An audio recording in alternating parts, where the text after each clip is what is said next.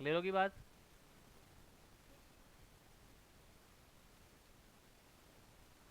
Okay, now हम next proceed करते हैं। एक हमारे पास कॉन्सेप्ट होता है इसी के अंदर, जिसको हम कहते हैं रिलेटिव वेलोसिटी कहा जाता है। रिलेटिव वेलोसिटी, रिलेटिव वेलोसिटी का क्या मतलब है कि the velocity of one body with respect to the another, तो उसको हम कहते हैं ये क्या है, रिलेटिव वेलोसिटी कहा जाता है। अब इसे क्वेश्चन आपका आया हुआ है UHS 2023 के पेपर में, आप क्वेश्चन देखेंगे तो वो आपका इसी से क्वेश्चन आ चुका है।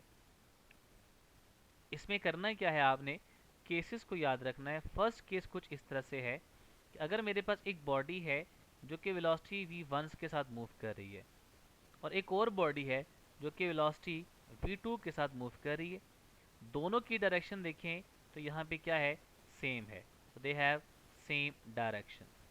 तो जब डायरेक्शन दोनों की सेम हो जाए तो फिर जब आप फॉर्मूला लगाएंगे इसके ऊपर, तो वो क्या लगेगा, आपके पास आएगा v relative velocity is equals to v1 minus v2।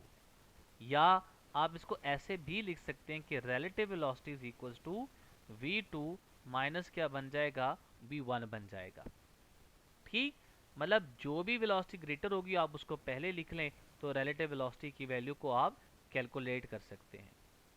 Second case कुछ इस तरह से आ सकता है कि हो सकता है, वो कहता है कि एक बॉडी है जो कि विद वेलोसिटी v1 मूव कर रही है टुवर्ड्स द राइट साइड, और एक और बॉडी है जो कि विद वेलोसिटी v2 मूव कर रही है लेफ्ट साइड डायरेक्शन में। v1 राइट साइड पे जा रहा है, v2 लेफ्ट साइड पे जा रहा है। अब यहाँ पे देखें, दोनों की जो डायरेक्शन है वो ऑपोजिट है, so they have opposite direction. तो इसका मतलब क्या हुआ कि relative velocity will be is equals to v1 आपके पास आ गया, तो आपके पास क्या बन जाएगा, +2। सो v1 प्लस v2।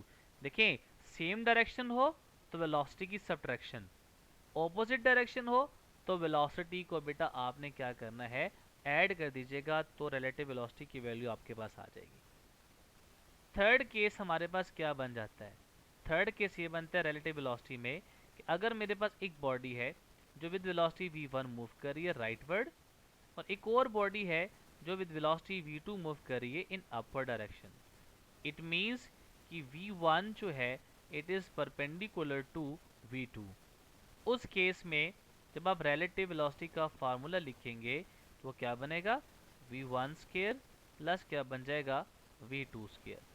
सो ये मेरे पास क्या बन जाएगा, रिलेटिव वेलोसिटी का फार्मूला आ गया। फोर्थ केस में हमारे पास क्या है, हो सकता है कि जो भी आपके पास बॉडीज हैं दैट इज v1 जो मूव कर रही है, सेकेंड बॉडी आपके पास मूव कर रही है विद वेलोसिटी v2, ये दोनों एक दूसरे के पैरेलल भी ना हो, एंटी पैरेलल भी ना हो, परपेंडिकुलर भी ना हो, किसी एंगल के ऊपर ये मूव करें एक दूसरे के, एट एनी एंगल अगर वो मूव किए जा रहे हैं, उस केस में फार्मूला क्या लगेगा, तो फिर relative velocity will be is equals to word, ये क्या बनेगा, v1 square plus v2 square minus 2 v1 v2 into क्या बन जाएगा, cos थीटा। तो ये जो आपने फार्मूला लिखा हुआ है ये वाला, ये इसी फार्मूले से डिराइव होके आता है। सेम इज द केस, ये जो फार्मूला आपने लिखे हुए, ये फार्मूलाज भी आपके इसी फार्मूला से हमारे पास आते हैं, क्योंकि जब सेम डायरेक्शन होती है तो थीटा आपके पास 0 डिग्री होता है, ऑपोजिट डायरेक्शन होता है तो थीटा आपके पास 180 डिग्री होता है, जब आपके परपेंडिकुलर होता है तो थीटा आपके पास 90 डिग्री होता है। तो जब आप एक ही वैल्यूज थीटा के अंदर पुट करेंगे तो आंसर जो मिलेगा वो एग्जैक्टली आपके पीछे फार्मूला जो लिखे हुए वो मिल जाएंगे आपको। क्लियर?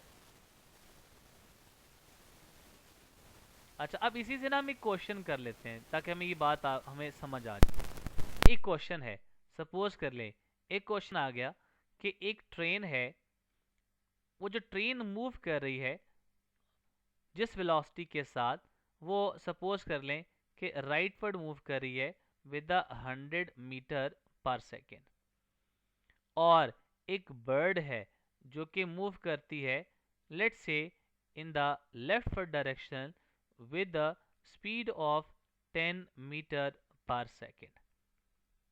और जो हमारे पास लेंथ ऑफ द ट्रेन है वो length of the train is 55 metre. सवाल क्या पूछा जाएगा आपसे? सवाल आपसे यह है कि बताएं what should be the time required to pass bird over the train. ये अब आपने कैलकुलेट करना है। हमने टाइम कैलकुलेट करना है। हमारे पास फार्मूला क्या है टाइम का फाइंड करने का? क्या फार्मूला है? हमने बेसिक फार्मूला पढ़ा ना बेटा, S is equals to v t. यहां से मैं टी निकाल सकता हूं। क्या कर सकता हूं? टी डिस्प्लेसमेंट या डिस्टेंस डिवाइडेड बाय वी आ जाएगा। ठीक। अब एस तो मुझे गिवन है ना। देखो बर्ड अगर ट्रेन को क्रॉस करता है तो जितना लेंथ की ट्रेन होगी उतना ही वो डिस्टेंस कवर करेगा या डिस्प्लेसमेंट कवर करेगा। क्लियर? तो इसका मतलब है एस तो मेरे पास कितना आ गया? 55 आ गया। क्लियर? अब बर्ड और ट्रेन की वेलोसिटी देखें जरा, क्या दोनों की डायरेक्शन ऑपोजिट नहीं है? तो हम रिलेटिव वेलोसिटी देखेंगे फिर। तो रिलेटिव वेलोसिटी में क्या हो जाएगा?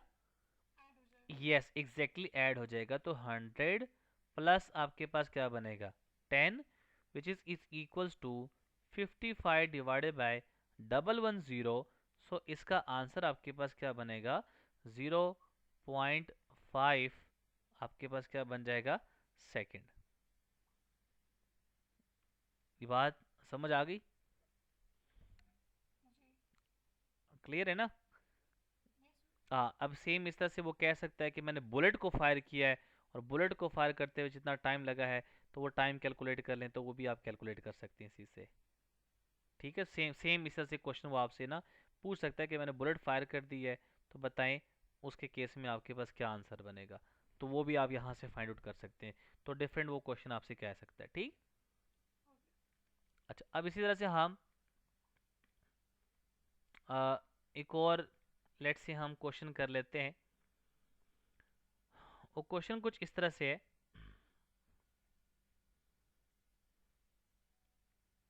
अच्छा, लेट्स से एक क्वेश्चन है कि a body is moving towards a body is moving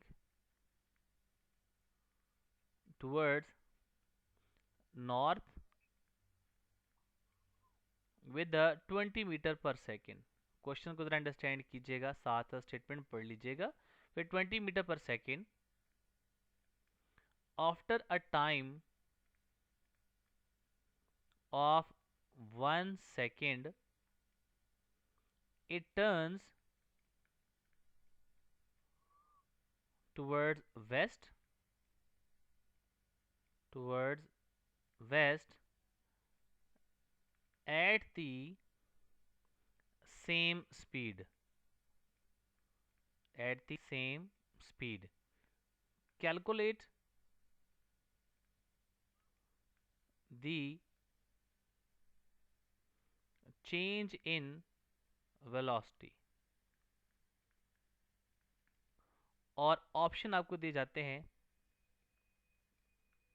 40 metre per second north west, second option is 20 metre per second south west, c option is 20 √2 metre per second south west, and delta option is 20 under root of 2 north of west। जी, question को understand करें and then question को solve करें जरा, क्या बनेगा।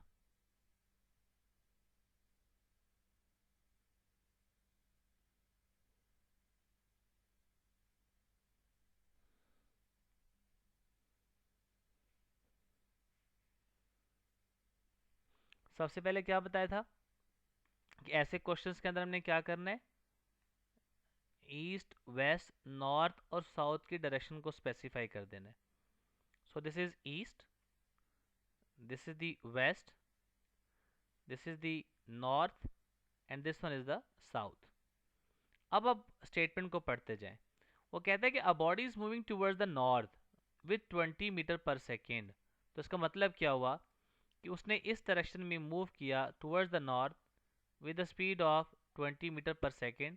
Late this is the v1.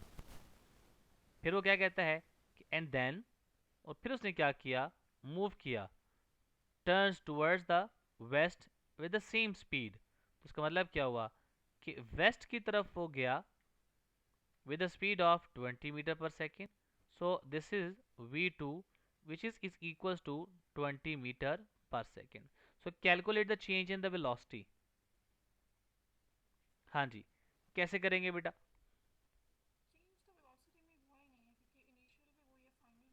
लेकिन direction तो चेंज हुई है. वेलोसिटी क्या है, मैग्नीट्यूड भी होना चाहिए और हाँ, अगर वेलोसिटी अगर देखें स्पीड चेंज हो रही है तब भी वेलोसिटी होगी, डायरेक्शन चेंज हो रही है तब भी आपके पास होगी.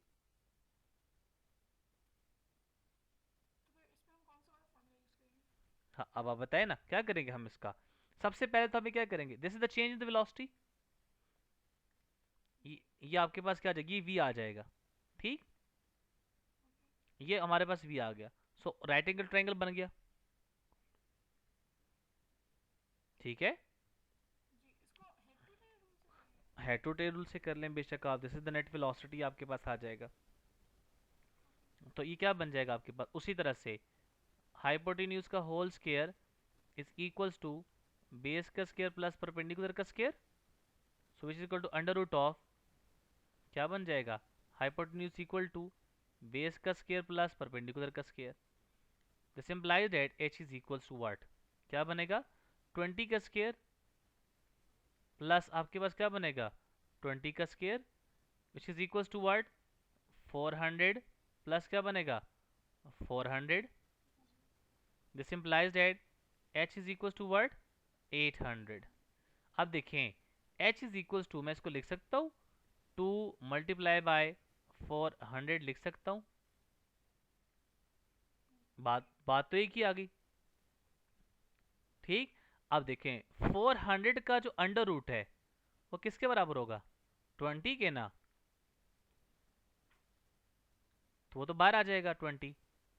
ये बात समझ आई, क्लियर है ये.